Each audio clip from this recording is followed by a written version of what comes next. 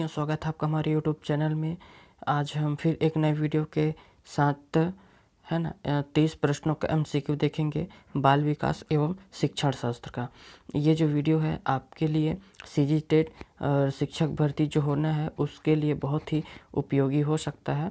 तो वीडियो के अंत तक बने रहिएगा और वीडियो को पूरा देखिएगा। अगर आपके लिए यह वीडियो थोड़ा सा भी हेल्पफुल हो दोस्तों तो आप वीडियो को लाइक करिएगा और चैनल पे अगर पहली बार आए हैं तो रेगुलर ही ऐसे ही मतलब एमसीक्यू और थ्योरी क्लासेस के लिए आप हमारे चैनल को सब्सक्राइब कर सकते हैं। ठीक है, तो चलिए वीडियो को स्टार्ट करते हैं। आज का जो हमारा पहला क्वेश्चन रहेगा यहाँ तक हो गया था।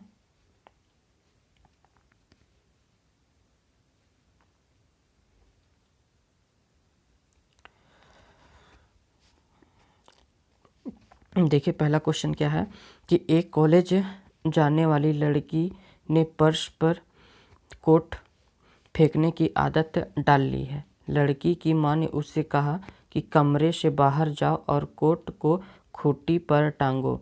लड़की अगली बार घर में प्रवेश करती है, कोट को हाथ में रखकर अलमारी की तरफ जाकर कोट को खूंटी पर टांग देती है। यह उदाहरण किसका है?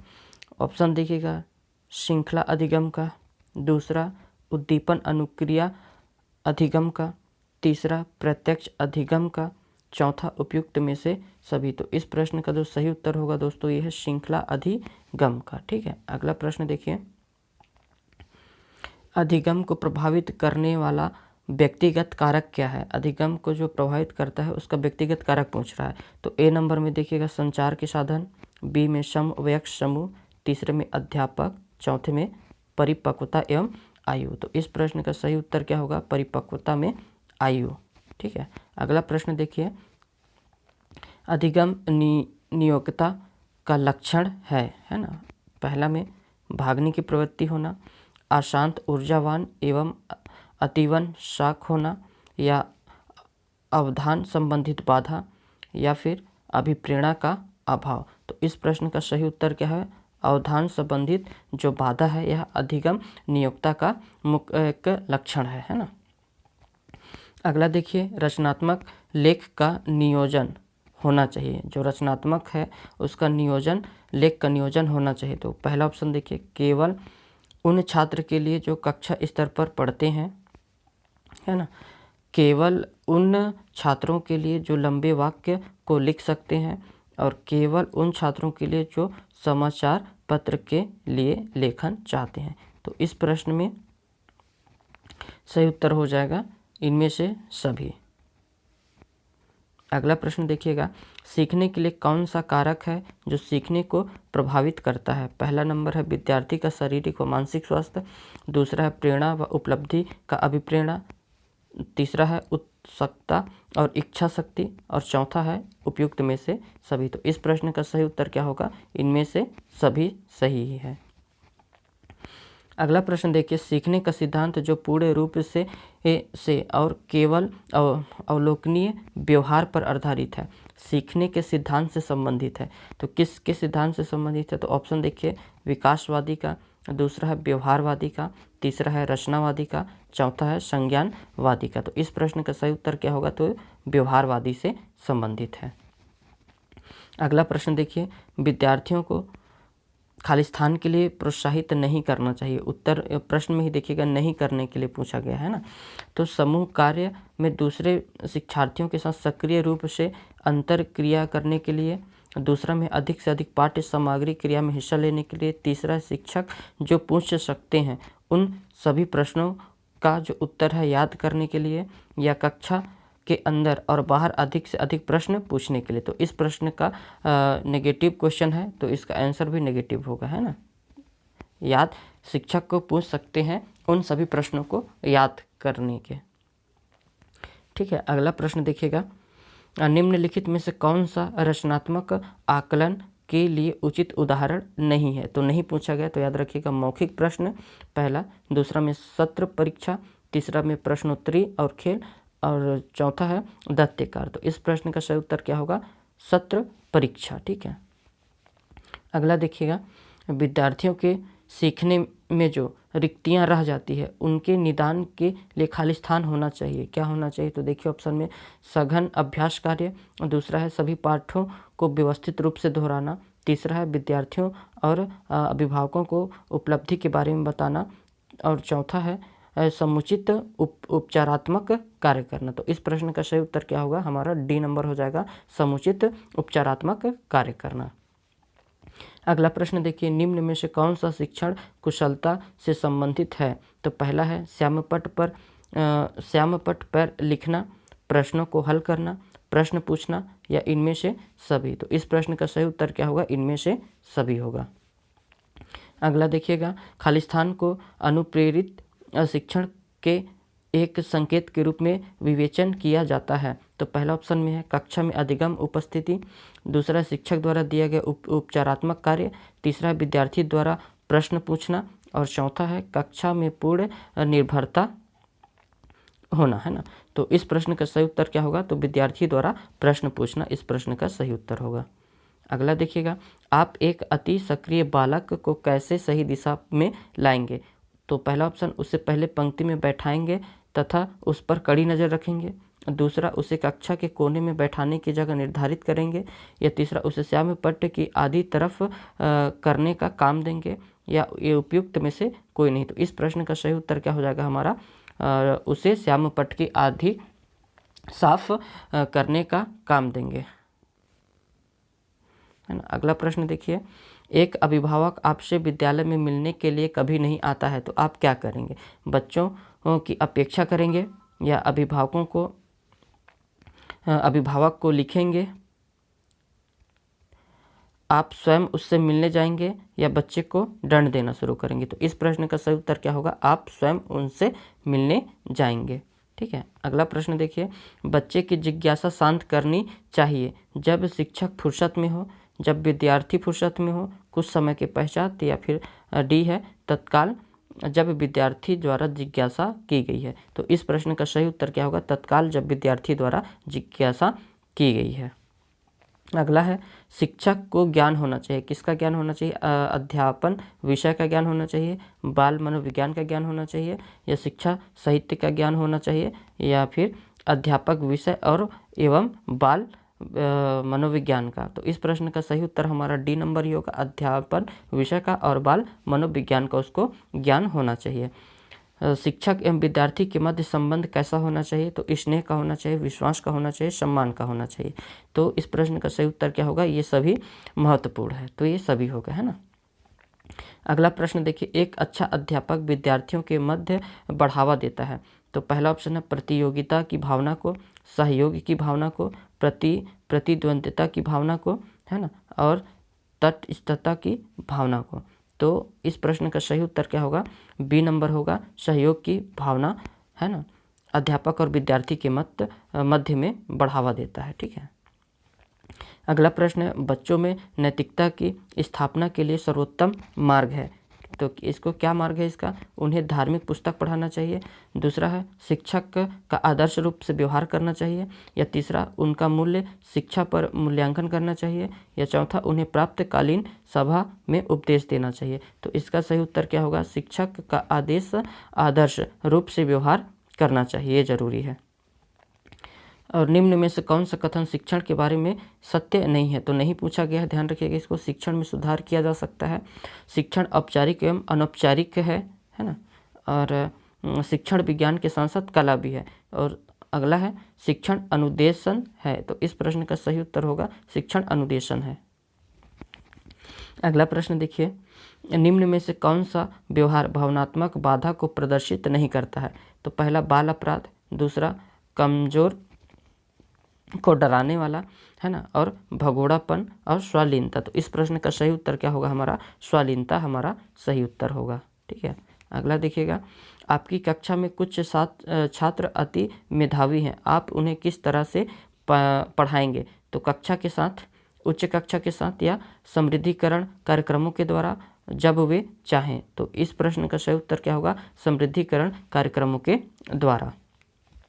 अगला प्रश्न देखिए, आप एक कक्षा में शिक्षक के तौर पर छात्रों को प्रेरित करते हैं, पहला ऑप्शन देखिए निर्देश निर्धारित कर, दूसरा है श्याम पट प्रयोग कर, तीसरा है दृढ़ या उदाहरण देकर, या फिर छात्रों की सक्रिय भागीदारी द्वारा। तो इस प्रश्न का जो सही उत्तर होगा इनमें से सभी जो है सभी सही प्रश्न है ना। अगला प्रश्न देखिएगा, यह कहा जाता है कि शिक्षक को संसाधन संपन्न होना चाहिए, इसका अर्थ क्या है? तो उसके पास पर्याप्त मात्रा में पैसा और संपत्ति होना चाहिए ताकि वह ट्यूशन ना पढ़ाए। दूसरा, उसका उच्च अधिकारियों से संपर्क होना चाहिए ताकि कोई उसे हानि ना पहुंचा पाए। ठीक है। अगला देखिएगा, उसे पर्याप्त ज्ञान होना चाहिए ताकि वो छात्रों की समस्या को हल कर सके।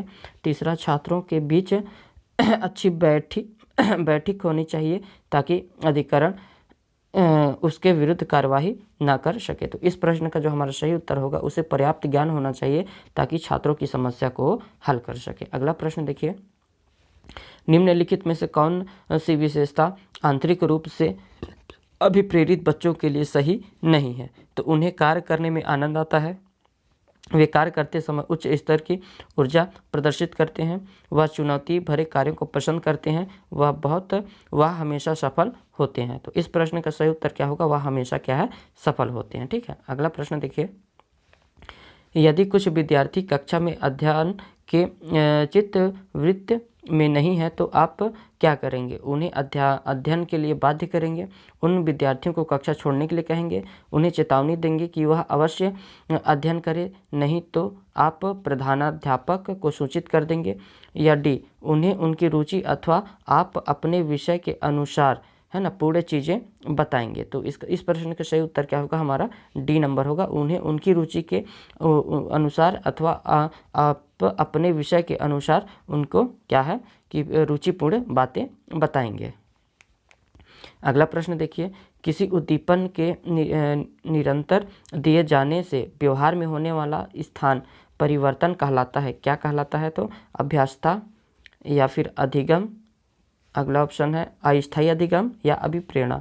तो इस प्रश्न का सही उत्तर क्या हो जाएगा? अभ्यासता। ठीक है। अगला प्रश्न देखिए, मानसिक रूप से स्वस्थ अध्यापक की क्या विशेषता होनी चाहिए? पहला ऑप्शन, वह संवेदनात्मक रूप से संतुलित है, उसे अपने विषय का गहन ज्ञान है, वह अत्यधिक संवेदनशील है, डी है उसे सख्त अनुशासन पसंद है। तो इस प्रश्न का सही उत्तर क्या हो जाएगा? वह संवेदनात्मक रूप से संतुलित है ना। अगला प्रश्न देखिएगा, संज्ञानात्मक विकास का अर्थ क्या है? तो पहला ऑप्शन है अभियोक्ता का विकास, दूसरा है बच्चे का विकास, तीसरा है शारीरिक कौशल का विकास, चौथा है व्यक्तिगत विकास। तो इस प्रश्न का सही उत्तर क्या हो जाएगा? हमारा ए नंबर अभियोक्ता का विकास। अगला प्रश्न देखिएगा, शिक्षक का किंडरगार्टन पद्धति का प्रतिपादन किया है, तो किसने किया? देखिएगा, टीपी नन ने, या फिर दूसरा है स्पीयर ने, तीसरा है फ्रोबेल ने, चौथा है मॉन्टेसरी ने। ठीक है। तो इस प्रश्न का सही उत्तर हो जाएगा फ्रोबेल जो है किंडरगार्टन का पद्धति का प्रतिपादन किया है ना। और अगला प्रश्न देखिएगा, पुरस्कार एवं दंड है, तो ये क्या है? सकारात्मक प्रेरक है, स्वाभाविक प्रेरक है, या प्रतिम प्रेरक है, और अगला अर्जित प्रेरक है। तो इस प्रश्न का सही उत्तर क्या हो जाएगा? हमारा प्रतिम प्रेरक है ये, है ना। अगला प्रश्न देखिएगा, सकारात्मक दंड का निम्न में से कौन सा उदाहरण है? तो मित्रों के द्वारा उपसाह पहला, दूसरा है मित्रों के साथ समय बर्बाद करना, तीसरा है